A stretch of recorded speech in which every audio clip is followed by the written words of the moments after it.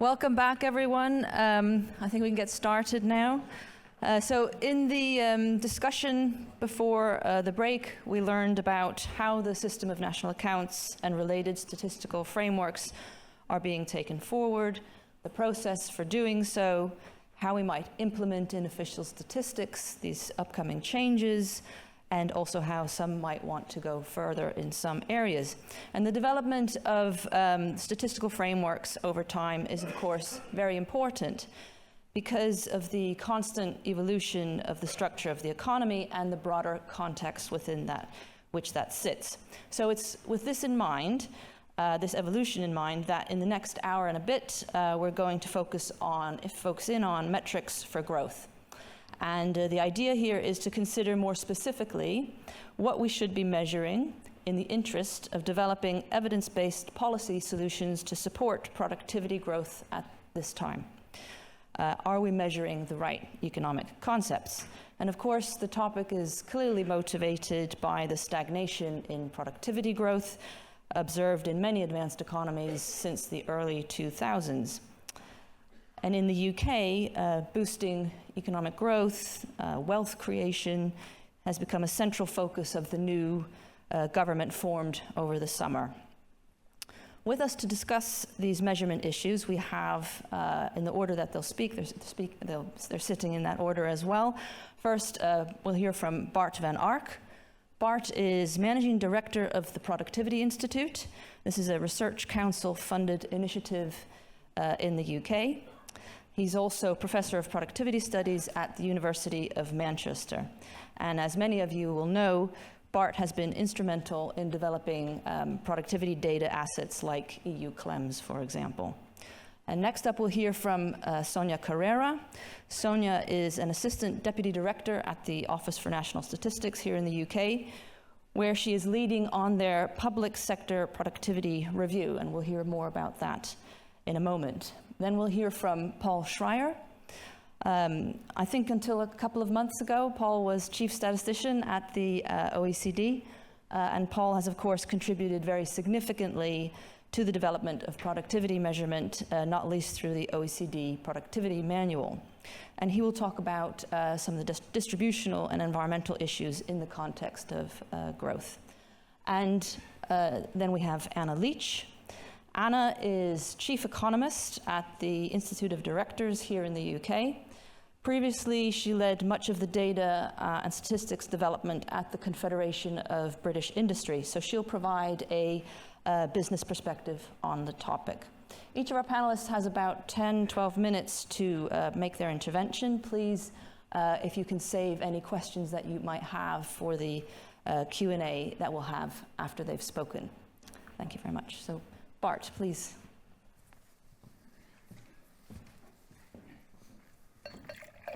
Thank you, Rebecca, and good morning. I thought that in this session for growth, I would perhaps start after we've done all this looking forward this morning.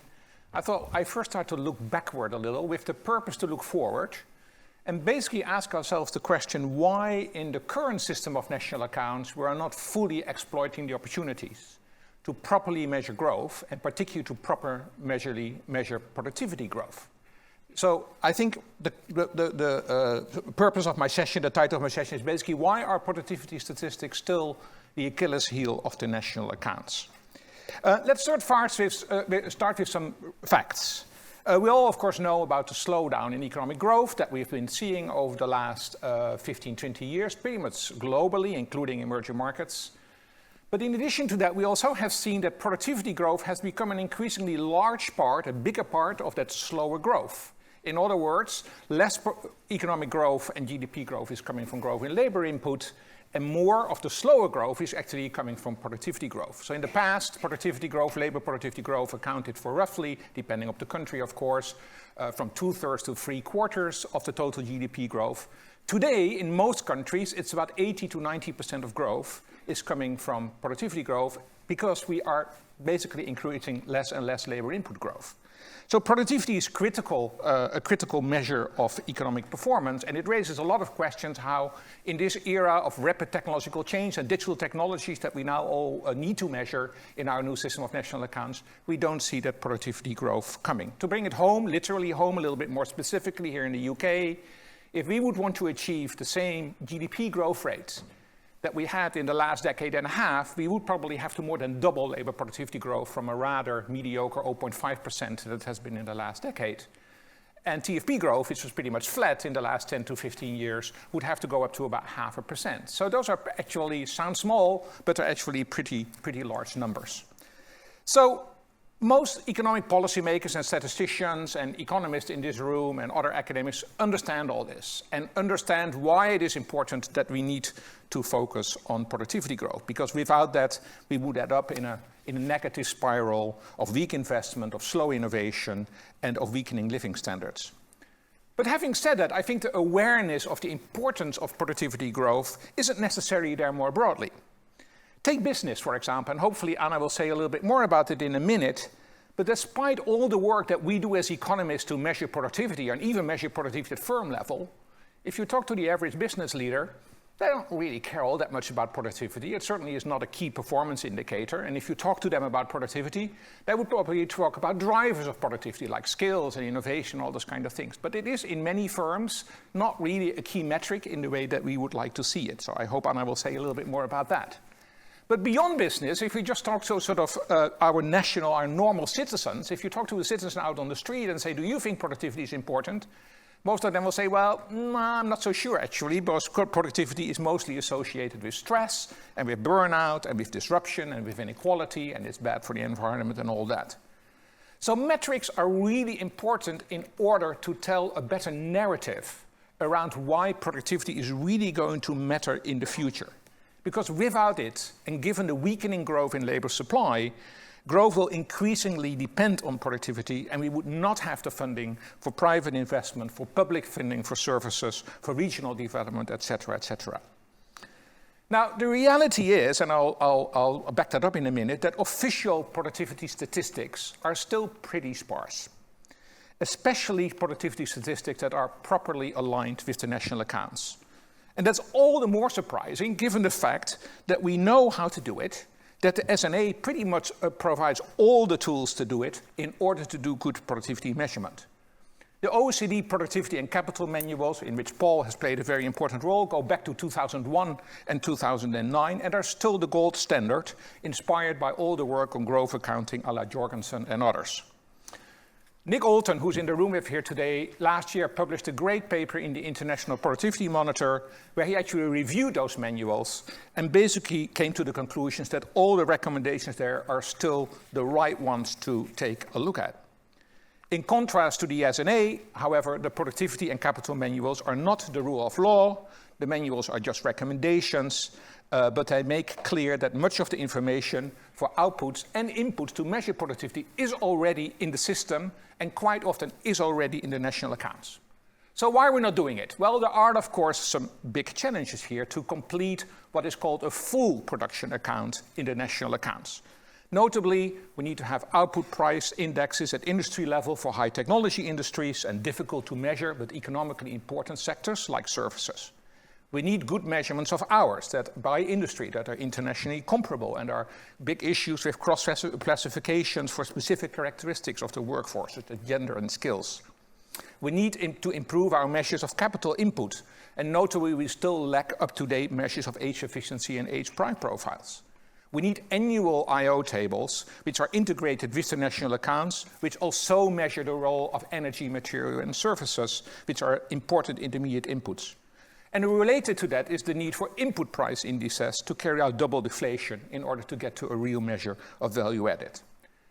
Now, fortunately, we do have a range of academic databases today that are including most of these metrics for productivity measurement based on the so-called Jorgensen-Clem's framework, including the Conference Board, the Penn World Tables, various Clem's data sources around the world, which are very widely used by policymakers. And that's okay as a path to transition, but I think ultimately that cannot be the end point. We need to see these productivity statistics adopted in the national statistics. The OECD and Eurostat, of course, do provide measures of labor productivity, and OECD also provides measures of total factor productivity, but at the aggregate level, we still lack a lot of industry disaggregation.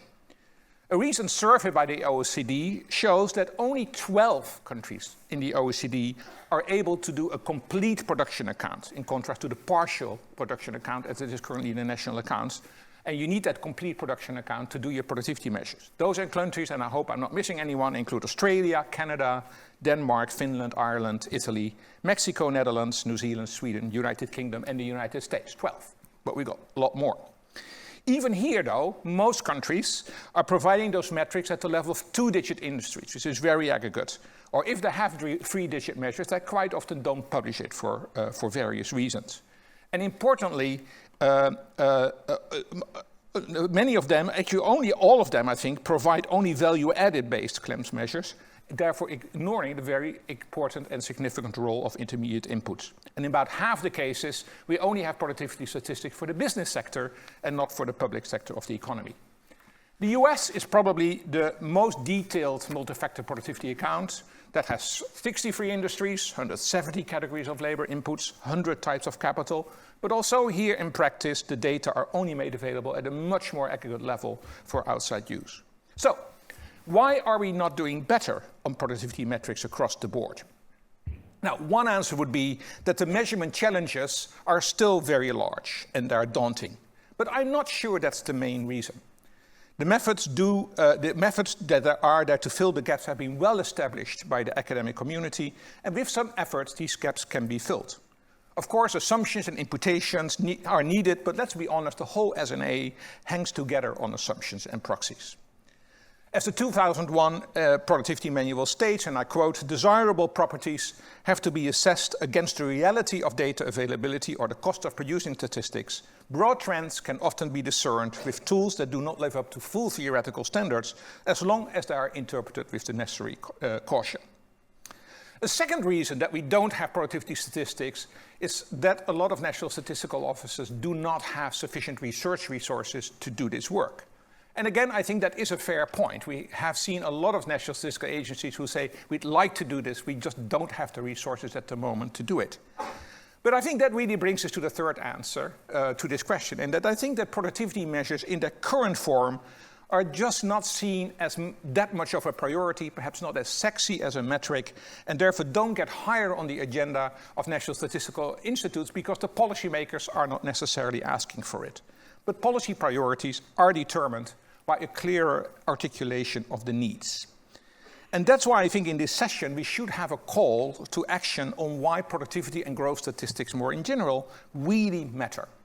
First, in a world of rapid technological change, especially in digital, we keep having questions about the measurement of prices, of innovation drivers, of the performance of dynamic industries in general. And those are all sessions that we will have here in this conference, providing plenty of opportunities for national statistical institutes to show that there are fairly cost-effective improvements that are possible within the structure of the current national accounts.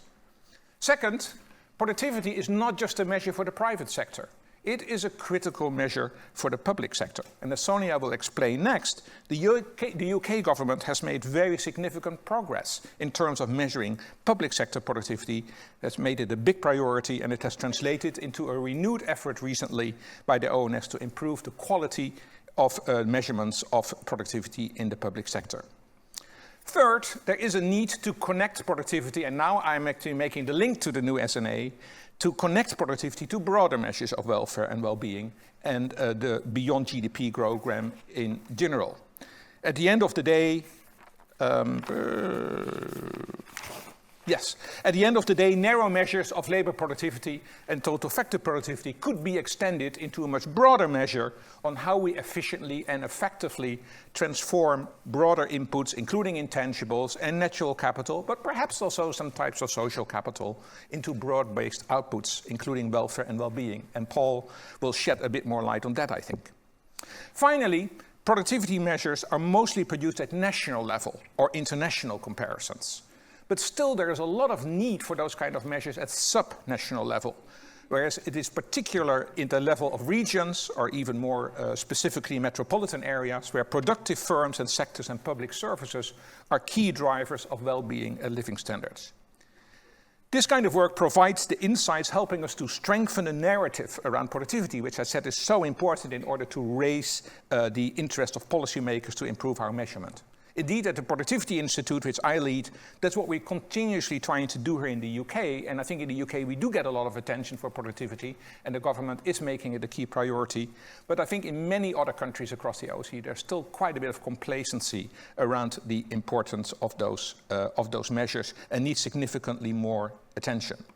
But even if better productivity measurement is elevated as a priority, as is the case in the UK, the question is still about where the resources need to come from. More budget would be nice, but prioritizing would be another way to go. And just to end and stay a little bit in the mode of being a bit provocative, I do have an idea on what we might possibly deprioritize. I do agree with the statement made earlier this morning by Sir Diamond about the importance of timely statistics. But if we need timely statistics, we need to ask ourselves, what timely statistics? My proposal would be to drop quarterly measures of productivity growth. They sound great, policymakers would love them, they like to actually have daily measures of productivity growth if they could get them, but we should tell them that they really don't make sense. It's hard enough for us to get good quarterly measures of GDP and good quarterly measures of employment. I think we do need those. But we all know that if you put these two index numbers together, then you create a lot more noise and a lot more uncertainty around these kind of metrics. So there's a lot of volatility and a lot of noise in these indicators. Productivity is a long-term indicator. It's something that should be looked at on an annual basis over a long period of time. And statisticians would need to spend their resources much more wisely to improve those annual measures, put them in a national accounts framework for consistency of outputs and inputs, and work on a narrative to interpret these figures. And meanwhile, tell policymakers to focus on long-term effectiveness of pro-productivity policies rather than work with imperfect metrics on quarterly productivity. Just an idea, but something that we're happy to discuss somewhat later during this panel. Thank you.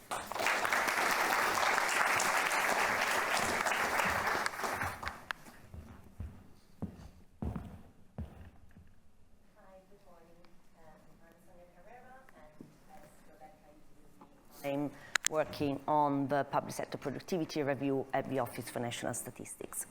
So I will give you a brief overview of our review and the work that the UK have been doing over the years on the measurement of public sector productivity. I will not dwell into the details of this in the interest of your lunch break, but I will try and bring out some of the principles that are guiding the review. So first of all, I think it's worth starting from the importance of measuring productivity of the public sector. As Bart has mentioned, not in every country this happens, but it is very important. Just to put it into context, in the UK, the public sector represents about 20% of GDP, which gives you an idea of why it is important to measure the productivity of this sector as much as we do for the private one. So just to put into context of the history of the measurement of the public sector in the UK, I'm sure Richard will not forgive me for not mentioning the Atkinson Review. So in 2003, the national statistician asked Sir Tony Atkinson to do an independent review of the methodologies to measure public sector outputs and the productivity of the public sector. The report clarified many issues and proposed a new model for measuring public services outputs, including, and probably most importantly, measuring the quality of the outputs, introducing quality adjustments in the measurement. And this is very important because without these adjustments, we will just measure productivity with the classical method, which is equaling the outputs to the inputs, which obviously means that productivity is always one. The recommendations were taken forward, and a lot of progress has been made since in the measurement of public service productivity in the UK, and these recommendations have also informed the SNA in 2008. This doesn't mean that the work was finished. There were still many gaps and many developments up into the economy that also need to be taken into consideration. And certainly in 2016, the BEAM review, which was a very comprehensive review of the state of economic measurement in the UK, recognized the progress that has been made in measuring the public sector productivity in the UK, but also highlighted some of the remaining gaps that still needed to be tackled. And this brings us to the present days pretty much. So in 2023, the then Chancellor commissioned the National Statistician to undertake a new review of the measurement of public services in the UK and of the measurement of its productivity. So this is a 2-year program which we are still working on, and the aim is to further develop these measures and bring them to the new system of national accounts in 2025.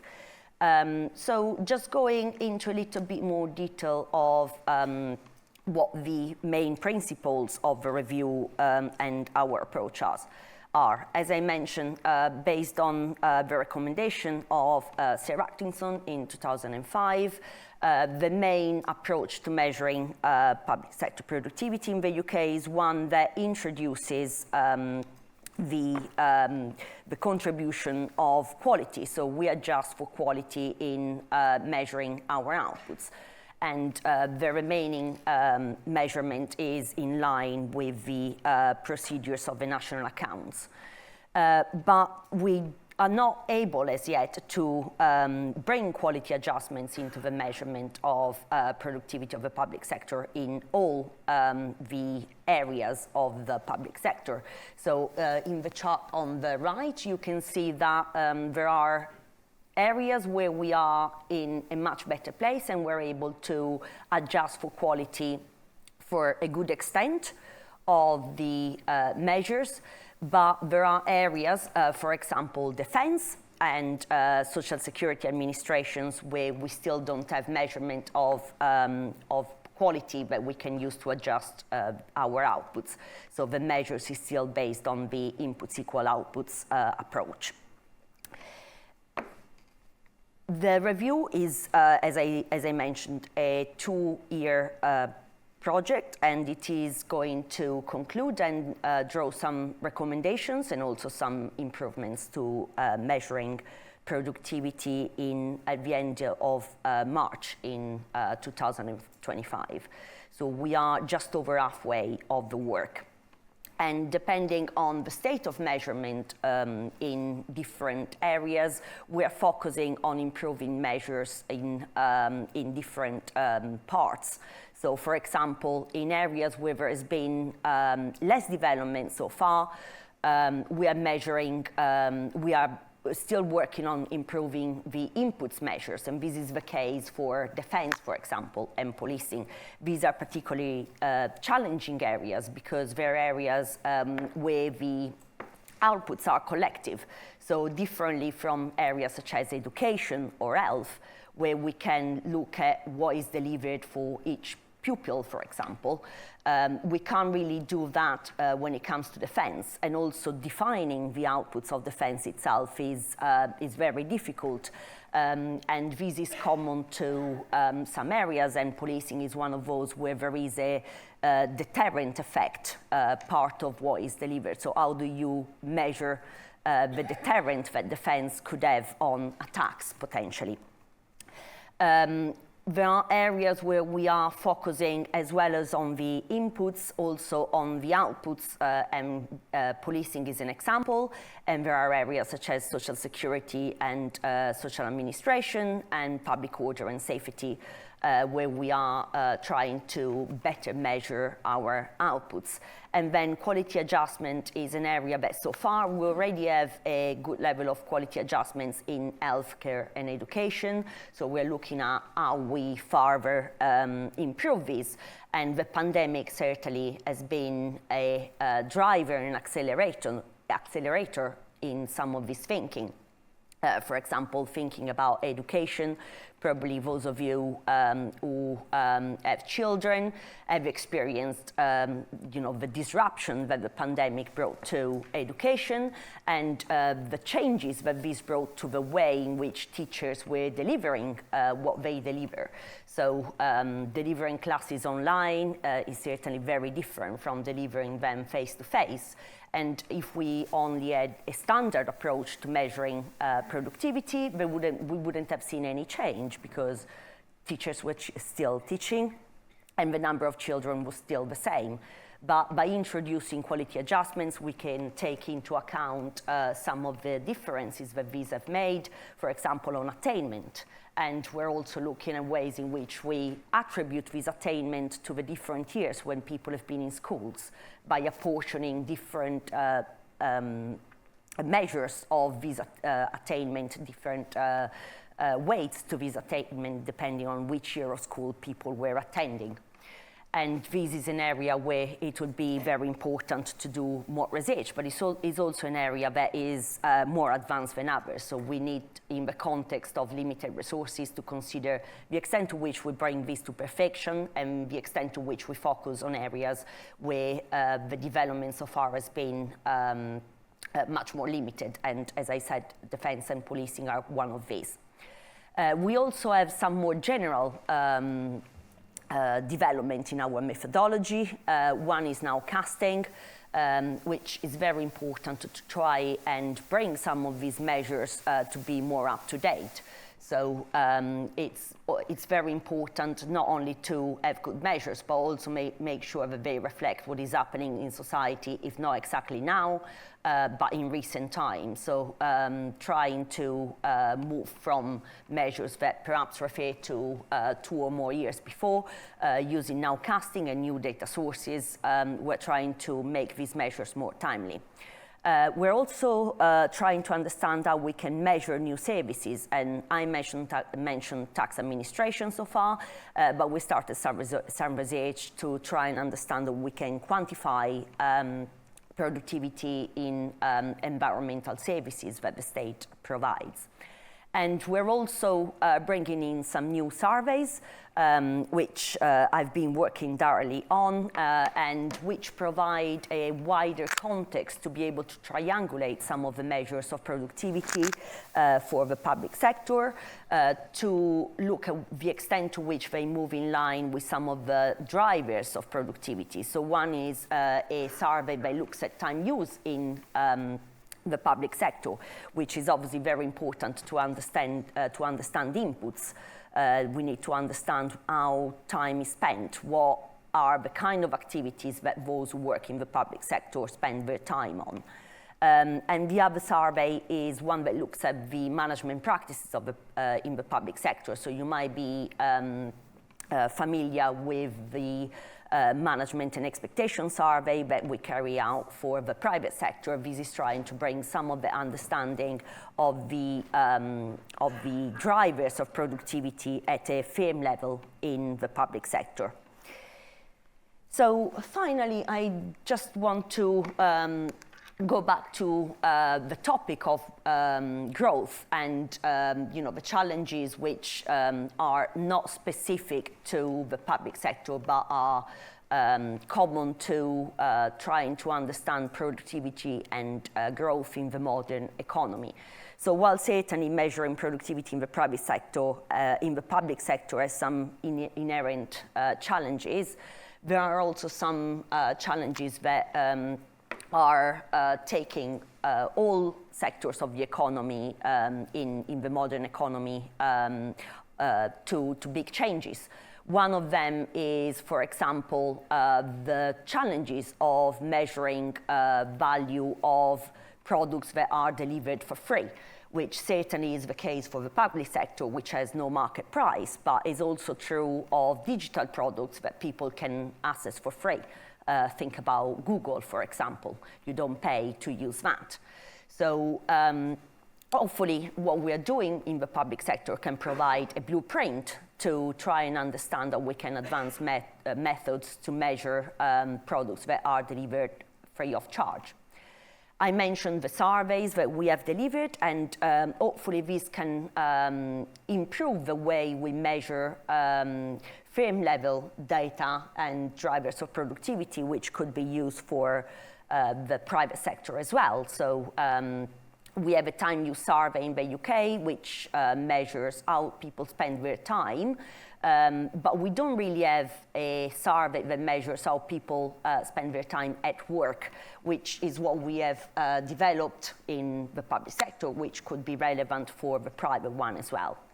And then finally, a reflection on some of the big changes that we're seeing in the economy. I mentioned COVID as a potential driver of the review, which highlighted the need to advance the measurement of productivity in the public sector. There are many other changes, and artificial intelligence is one of those, and certainly the need to account for environmental investment and externalities is one that has been mentioned already today. So perhaps this could bring further accelerator to the changes in how we measure productivity, both in the private and the public sector. And I'll leave you to this, but thank you very much for listening today.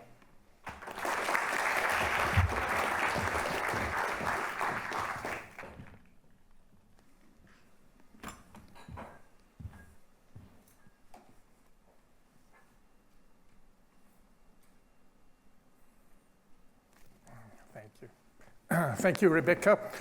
I will make sure I stick to my 10 minutes, both because Rebecca told me so, but also because a lot of what I'm going to say has already been said this morning. But I'll still try and give you a little bit of a different entry point into the discussion. Here's a picture that will not surprise you, and a headline that says GDP per person is not a good measure of people's material well-being, let alone of other things. The graph that you see here are the top 10 countries in terms of GDP per capita as they emerge from the PPP program at the World Bank. And there are two remarkable things about this graph. One is you look at those top 10 countries and you will notice that the US apart, they are all either resource-rich countries, or they are what the OECD prudently calls investment hubs, so places where tax optimization plays a role. And the second observation is that the ranking of the GDP per capita is completely different from the ranking of actual individual consumption, so a measure that brings in final consumption and social transfer in kind, something that we would consider much closer to material well-being of households than GDP per capita. Well, that points to three things here. First is distribution matters. We show it here from an institutional sector perspective, but of course we can go it from a different perspective as well. Secondly, natural resources matter as inputs and as sources of income and growth. And of course, the digital transformation and globalization matter, as we can see by the shifting of intangible assets across countries, which generate income and are reflected in GDP, but not always in household income. So can we go further with our established metrics of growth while preserving this really fundamental characteristic of our national accounts, which is we want to stick as far as possible to something that is transaction-based, exchange value-based, whether we can observe these transactions or whether we impute them, but they always there as a reference, as a benchmark. And certainly in the accounts, we do not want to engage into bringing in externalities because that would risk conflating concepts. So can we do something about it without going against those principles? Yes, there are a number of things that can be done. First, consistent monitoring of natural resources is important, and is important for measuring productivity and for identifying sources of growth. including and in particular those natural resources that are already in the national accounts right now, but we have empty balance sheets in a number of countries. My favorite example is land. Major non-produced assets. There is work ongoing on measuring land, but I think more needs to be done to identify land as a source of growth. And also, of course, land has a direct link to our discussion about the environment, because we need to think of the quality of land and how it degrades and how its services that it delivers to growth may change as a consequence of environmental deterioration. Oops. Another example, just in terms of monitoring natural resources from a very economic viewpoint. Karl Obst, who is here, will remember that a number of years ago we did this graph, which raised a lot of interest because it shows that in Australia, and I think that's probably still the case, the stock of non-renewable assets is rising, which seems a little counterintuitive, but of course it is not if you get at it from an economic perspective, because with rising prices, new discoveries are made, they enter the stock of economically exploitable resources, and that's how you can observe a picture like this, even if you increase the services and the exploitation of those resources.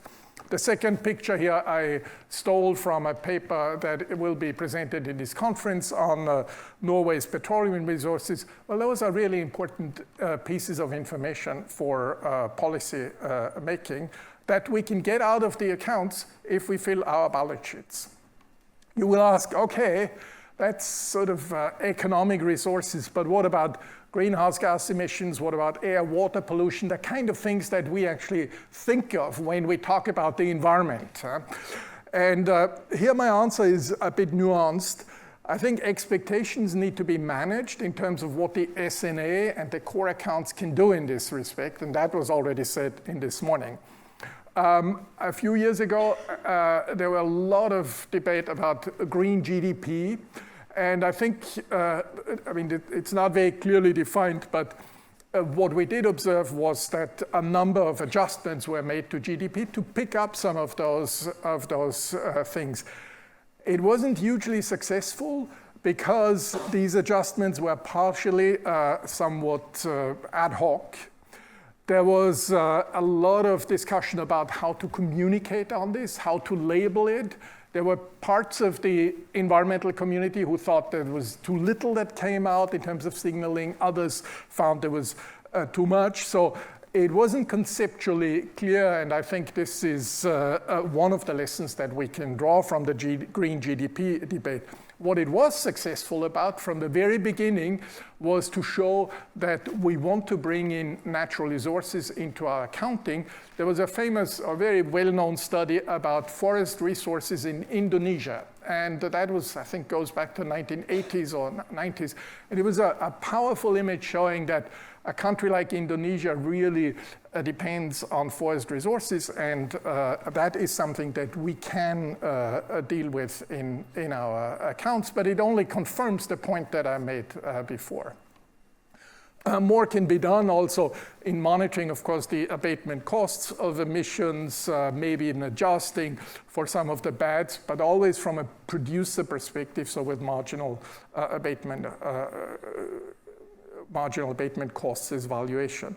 Most importantly, of course, is implementing the SIA and the ecosystem accounting to complement the picture that we need in addition to the economic perspective of the national accounts.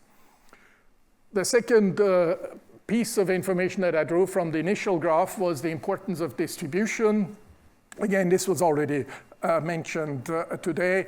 We need sort of a breakdown within GDP, within the accounts, to bring in more of a distributional perspective. Again, we don't need to change national accounts concepts. We just need to ventilate and break down to bring a lot of additional useful information. We can already see this with work that is ongoing on distributional national accounts. We get a somewhat more differentiated story about income inequalities depending on what source of data we use for income, and we are in a good position to match this with our macro data. One element that I very much care about in terms of what can be done further is we need volume measures for social transfers in kind. This was just what we heard about. Health, education, housing, a lot of the distributional national accounts is actually only dealing with values right now, so current price measures. But you want to measure living standards by socioeconomic group over time, compared in space, you need some sort of deflator, and you need, otherwise you can't make good comparisons. Again, this was something that was already mentioned this morning. In summary then, the tasks ahead as I see them is first, go further, in particular in those countries where natural resources do play an important role, implementing the existing balance sheets, including land. Secondly, and this is coming through, and we heard about it in the context of the SNA 2025, the idea of depletion-adjusted net income is a powerful idea. It will be important to signal this depletion of natural resources within the scope, of course, that we have in the national accounts. It's also an important input to go further measuring sustainability, but of course, in itself, it is not a sufficient measure of sustainability. I should add here, because this question came up this morning, what about depreciation of the existing assets and how this is affected? I think that's actually also a work area that we need to look at. How does the environmental deterioration in many areas affect our established assumptions, mainly in terms of service lives of existing assets? And the empirical evidence is not very good, it's not very strong, and I think there's a lot of work that can be done here.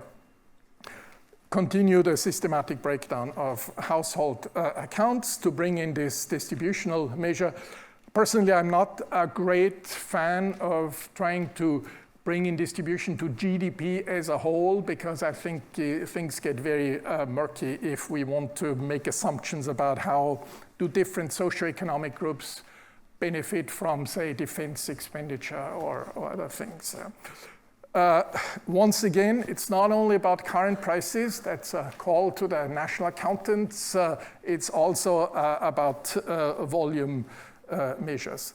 Lastly, and sort of from my experience also at the OECD, the political economy of statistics of the measures of growth is really, really important. I mean, striking this fine balance between pushing the limits in being relevant and staying with the discussion, but keeping credibility and acceptability of the data is something that is important and doesn't get easier as we move along with the complexity of the issues that we are looking at. But it's an interesting challenge, and I'll move on to the next speaker at this point. Thank you.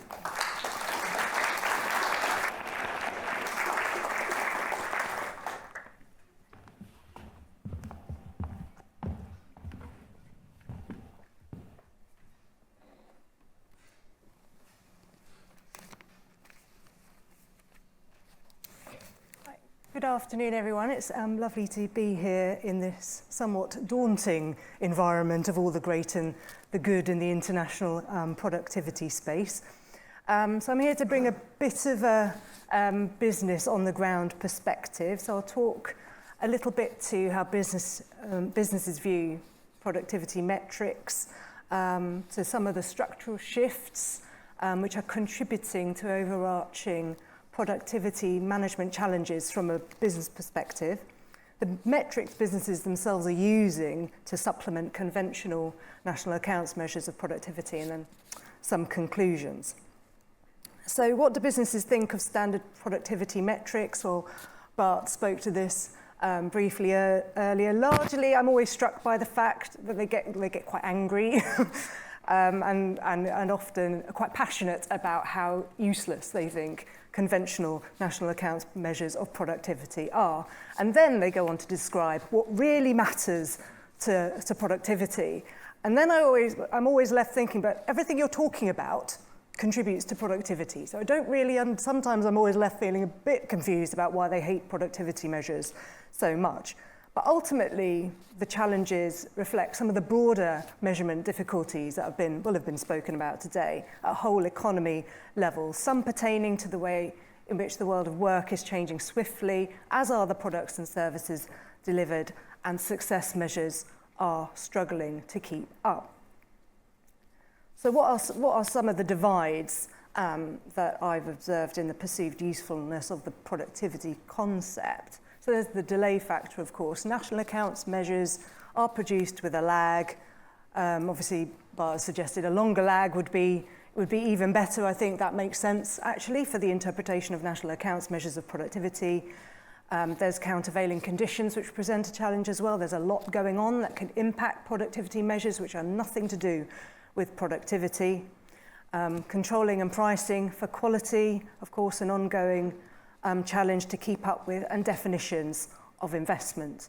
And there have, of course, been structural shifts in the global economy which have impacted, exacerbated these issues for businesses as well. Post-COVID, remote working affects the heuristics which companies use to judge labour input, like time at desk, affects regional analysis of productivity data as well.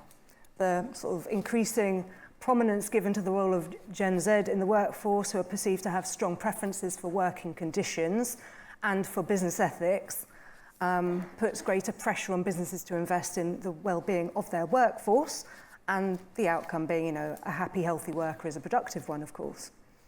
Post-global financial crisis and post-COVID as well, there's been recent debate about the role that labour hoarding has played, and of course that will impact productivity statistics. On the investment spend side, again, talked about a lot today, investment in sustainability, changing suppliers to reduce your environmental footprint, not accounted for as an investment. Investment in so-called organisational capital, spurred by some prominent culture crises and the increased demand for supporting worker engagement, again, difficult to capture. Geopolitical tensions have fueled a lot of focus in certain companies on resilience, particularly looking at supply chains where companies have invested in data and analytics and tracking, and these are not conventional forms of investment either. And finally, data collection and analysis, the emergence of big data analytics, which have followed huge technological advances joined more recently by AI, which create greater opportunity for businesses to exploit the huge amounts of data they collect on their customer, fortunately now starting to be recognised as an asset. And then, of course, the demand shocks that have come alongside some of these structural shifts, like the global financial crisis, like Brexit in the UK, COVID, war, climate events, all complicate the interpretation of success measures. And then there's the products themselves that companies are producing. The proliferation of business models based on the provision of products free at the point of use, but with revenues garnered from advertising, importantly recognised in forthcoming updates. Data as an asset, the use of data as a medium of exchange for differentiated pricing. Join our supermarket loyalty programme, we'll give you better prices, and now we have access to rich data on your spending patterns and can target marketing towards you and extract value from you more effectively. But amidst this, what are some companies doing? Of course, there's a well-rehearsed literature on how the UK performs in the high-quality management space. But gone are the days where simple inputs like the number of hours worked could be connected with simple outputs like the production of tin cans.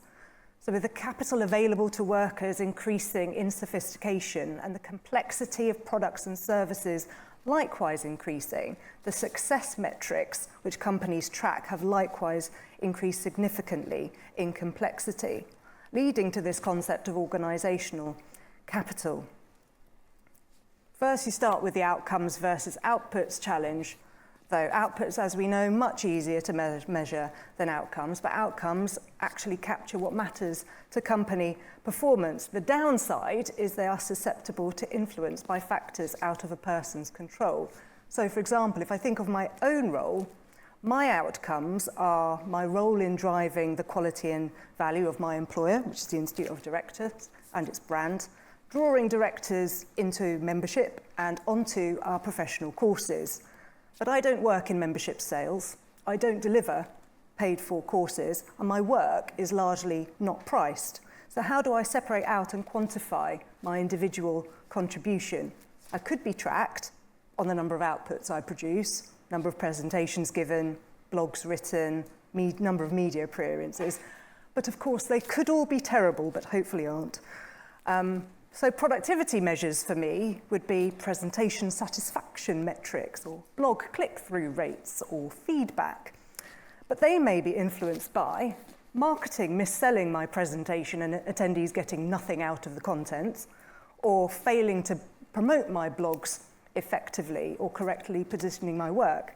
So I need to be able to influence the work of the marketing team, which requires the design and implementation of an internal management system and framework, which enables me to do that. So this is all, as you can imagine, a huge focus for certain types of organisation, largely the ones more interested in being high performing.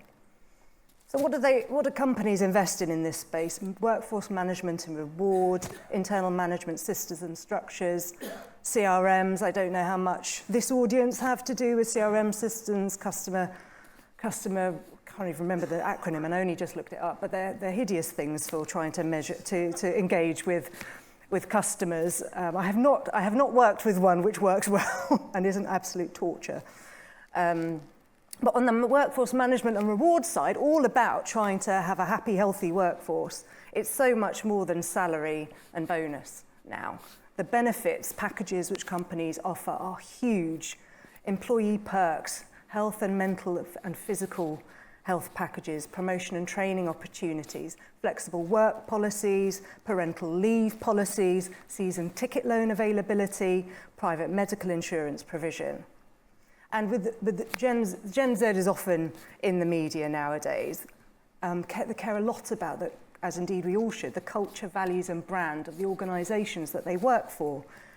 And these can be, you can see these in the employee value proposition: time off for volunteering, away days, team awards and recognition, social events, the influence that an individual on the ground can have on their organisation's broader strategy, the prominence and reality of diversity and inclusion policies and practice. Then you've got the performance management system itself, the time it takes to design, develop, deliver, monitor and react to KPIs, investment in HR teams, in IT teams, in systems. And then there's a whole internal reporting and tracking process, board reports, internal management groups, all looking at customer satisfaction metrics, retention, sales, satisfaction. On the workforce side, metrics for employee well-being, trust, mental and physical health, perceptions of working above capacity, completion rates for training, recruitment and retention metrics. I am going to stop soon. The culture piece is a very interesting one. So companies are increasingly investing in culture. There having been increasing number of high-profile organisations who've had allegations of poor culture levelled, including the BBC and the NHS. So what is culture, and how do you invest in it? And how do you measure it? So some of this can be so ultimately it boils down to the nature of the relationship between internal and external messaging and internal practices. Some of this can be quite straightforward in practice. E.g., in my organisation, if someone promises me something, do they deliver it? If they don't, what is my recourse? Can I make a complaint? Will it be followed through on? Will I be punished for being negative? And is there a whistleblowing channel to protect me from negative results? Actions to address loop back to specific workforce investments like training, governance, clear goals and accountability, the co-creation of organisational values with employees, and the promotion and embedding of diversity inclusion. And there are whole companies entirely focused on supporting organisations in doing these things. So some conclusions from that sort of data dump, for which I sort of apologise. We can see the difficulties in productivity measurement span both the micro and the macro level. Headlines abound on the UK's relative economic performance, and particularly its productivity performance. And it is absolutely crucial that the underlying data reflects the reality. And these perceptions do matter to companies, regardless of what they might say. When they're looking at locating economic activity, the big global companies are not particularly interested in locating in countries with a reputation for poor productivity. We know that a significant component of the UK's productivity gap relates to investment, so it is absolutely crucial that investment definitions at international level evolve to capture what companies consider to be significant areas of investments. And Richard spoke to that, the need for agility in how the accounts system evolves. Completeness does need to be prioritised over timeliness in some areas, however. In terms of investment types, management quality, again, huge literature on the role which management quality in the UK has on the UK's productivity gap. So much work is needed to be able to address the role that human capital plays in the capital system and how to quantify the dreaded human capital depreciation, which I'm feeling when I'm struggling to find the word depreciation. We have a new government, of course. Government is very interested, certainly in the UK, in productivity measurement. They want to address the UK's investment gap, so we do need to capture the productivity payoff from these big areas of investment that they are keen on pursuing. One of them is worker well-being. Of course, companies appreciate the value that investment in worker well-being has on their performance. It needs to be captured in the investment framework. Government wants to drive productivity in every region and nation of the UK. There are challenges to capturing regional productivity, but we definitely need to continue along the path to improving that data. And finally, the definition of investment from a company perspective has a crucial bearing on tax policy and tax treatment. That definition of assets in the capital allowance and full expensing system has scope as well to significantly influence the investment outlook here in the UK. Thank you.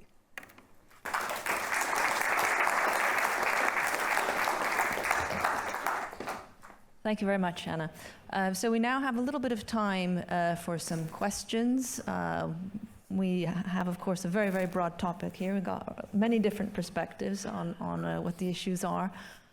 So let me start with Joe Grice and then Peter van de Ven, if we'll take your questions, and then we'll have a round of response.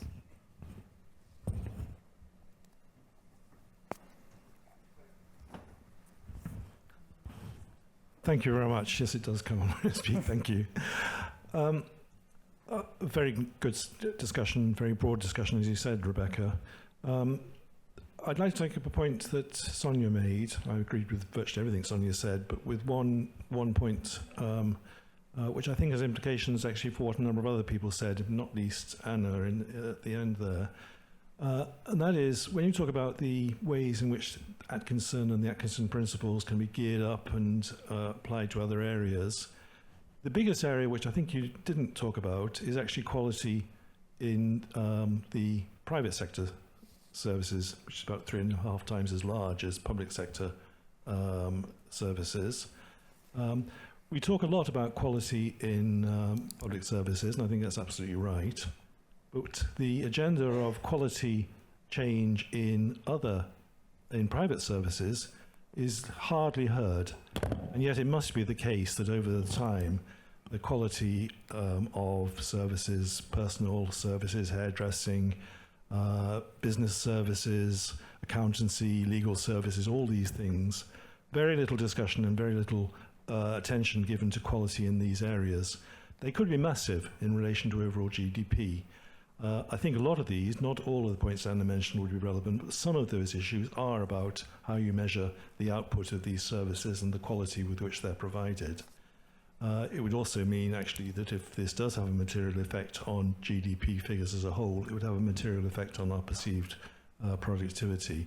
So I just wonder, what are the opportunities? What would ONS want to do, for example, in a way of extending this quality debate from public services to the much larger private sector services area?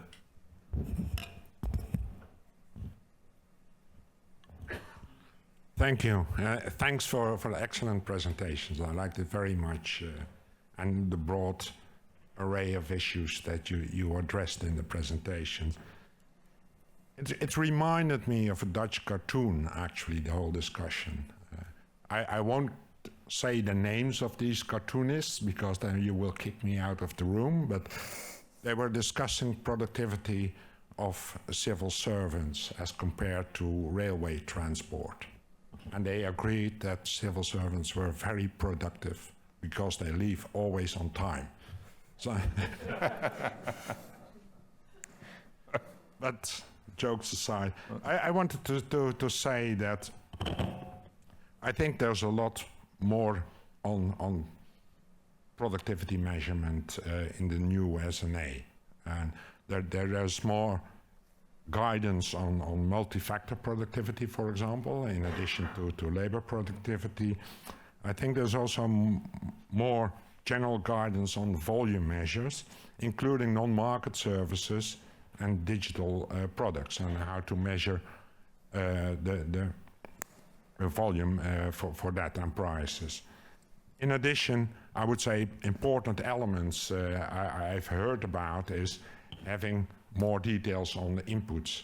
And I think the labor market tables, which is now considered a standard component of the integrated framework of national accounts, can help tremendously. I always was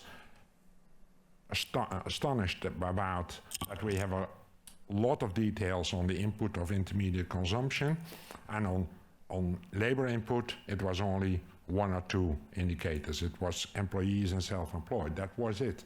But now we introduce the importance of having much more detailed labor input data. And I think this will help productivity measurement.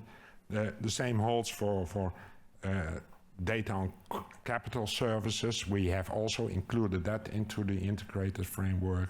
We discussed also the inclusion of all types of capital depletion, to which Paul also referred. So there is much more which can help, I think, the compilation of good productivity measures. But yeah, it's about implementation in practice, and I think that Bart also addressed this.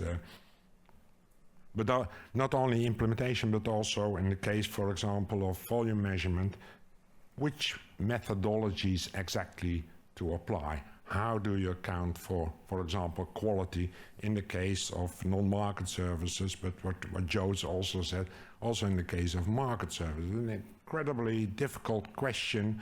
And well, looking at public service, we already made a move in the past decades from deflating inputs to going to output indicators.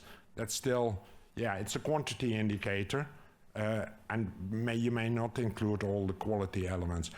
But still, I would say, if you look at health services, for example, if you have a very detailed classification of homogeneous products, homogeneous services, you may include implicitly some of the quality changes. So it's something also to reflect upon. Having said that, I see the importance, but my question is how to move forward. I would like to help those national accounts compilers. I can say those national compilers because I'm not a compiler anymore, but what do you consider priorities in moving forward? Is it about natural capital measures, is social transfers of kind, better volume measures, including compilation guides, more detailed inputs? But which input should we focus on?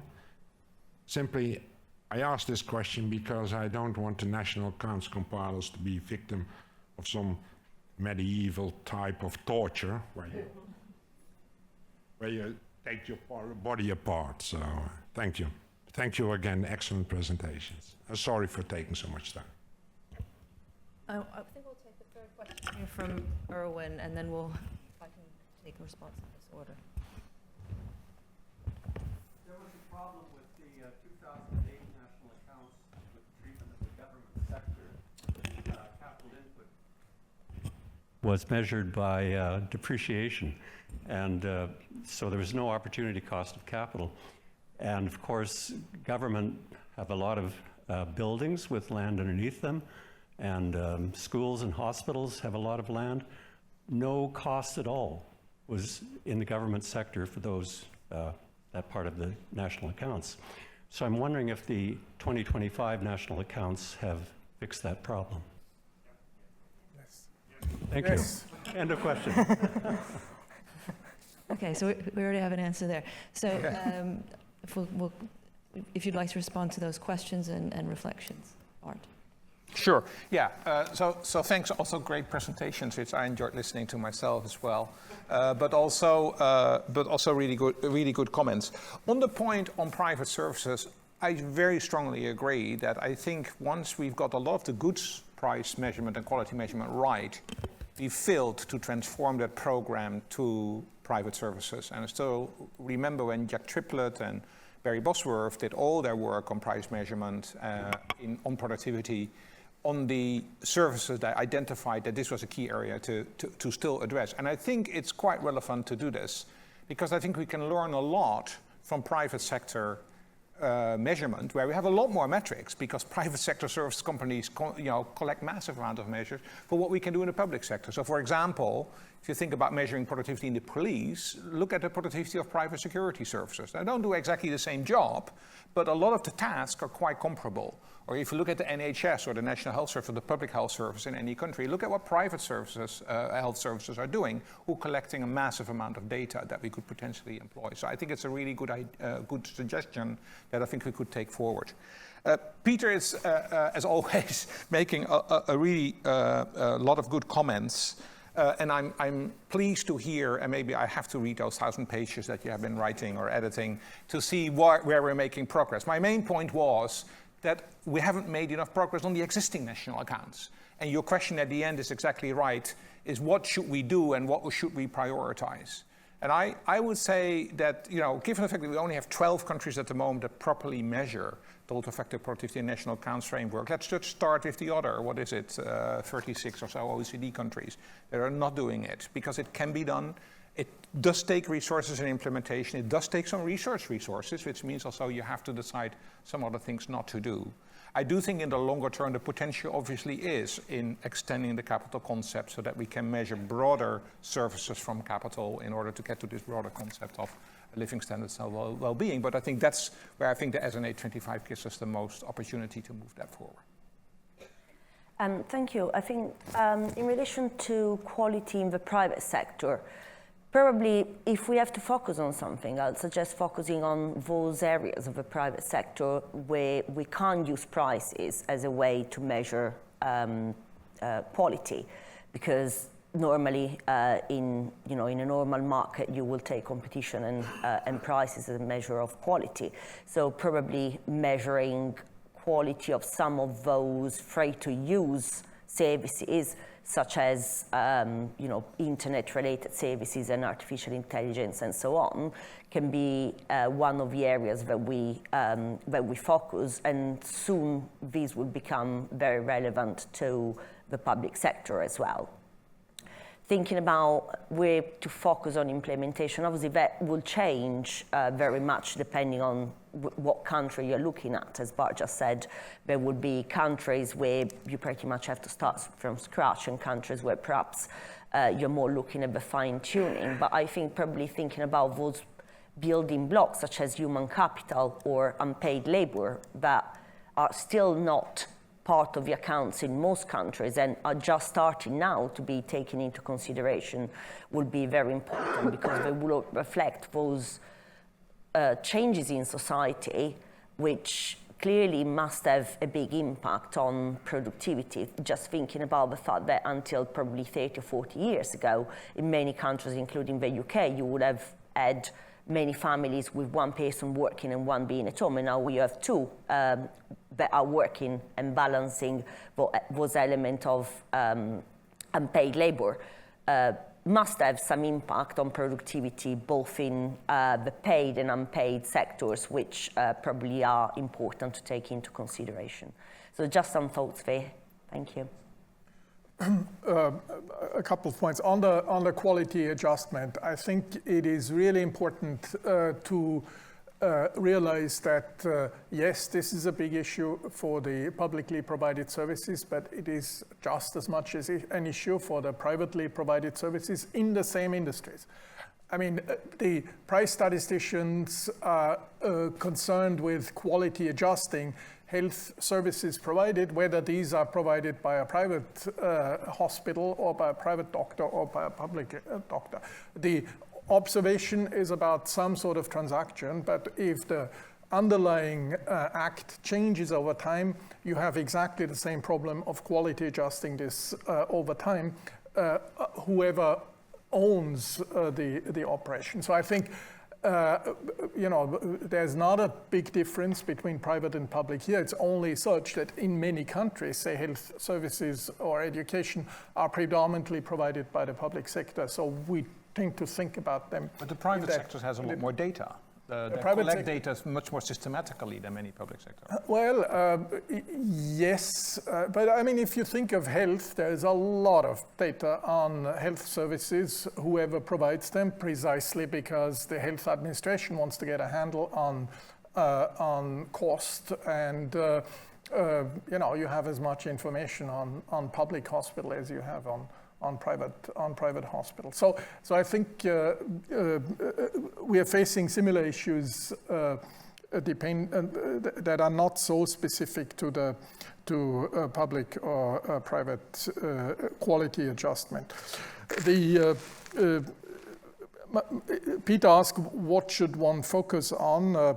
I think in this whole debate about moving from input measures to output measures for public, now truly publicly provided services, I think there are some publicly provided services where the marginal return on trying to identify outputs instead of inputs or quality adjustment is small. For example, defense services. I mean, it is really hard even to conceptualize what is the difference between inputs and outputs for defense that is provided. I mean, you have to count the soldiers and the weapons around, but those are inputs, okay, at the same time. And so is there big return on trying to develop that? I think that's a question that is open. So I'm much more defendant of individual services provided and the statistical issues that arise there. And finally, yes, Arvin, rate of return, that was a long discussion, but it is coming through. Yeah.